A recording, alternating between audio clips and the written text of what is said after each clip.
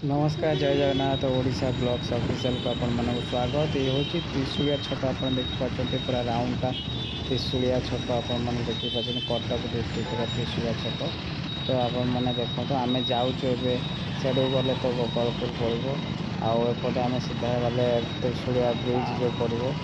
तो आपण मैंने देखिपुर राइट साइड आम न जाए आम सीधा गले आम ब्रिज आड़ को जावा। तो जो ब्रिज देखुं आपण यही टाइप बहुत लोकेशन आपण मैंने देखिपारे। तो ओडिशा ब्लॉग्स ऑफिशियल को आपण मैंने सब्सक्राइब निहाती करूँ सपोर्ट करूँ।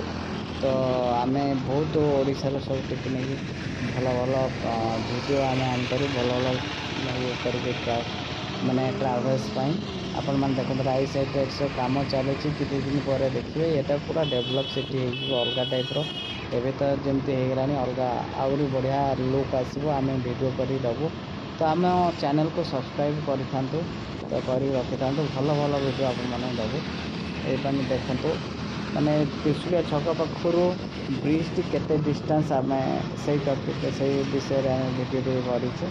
तो आपण मैंने देखिपुर देखो त्रिशूलिया से जो ट्रैफिक रोड पाखर ब्रिज एवं देखागला ब्रिज ये मार्केट देखो ब्रिज पाखापाखि देखाला। तो आप एठू तर्जमा करूँ रिसर्च करूँ केते दूर हो नॉर्मली त्रिशूलिया छक पाखु आ ब्रिज पर्यंत निहाती यही वीडियो को आपण मैंने सपोर्ट करूँ। आम चैनल ओडिशा ब्लॉग्स ऑफिशियल को सपोर्ट करूँ सब्सक्राइब जदि करना निहाती करूँ। एमती बहुत भल भल प्लेस ट्रैवलिंग लोकेशन सबकि आप आम चैनल पाइपर। आज एति रही नमस्कार जय जगन्नाथ सब्सक्राइब करूँ।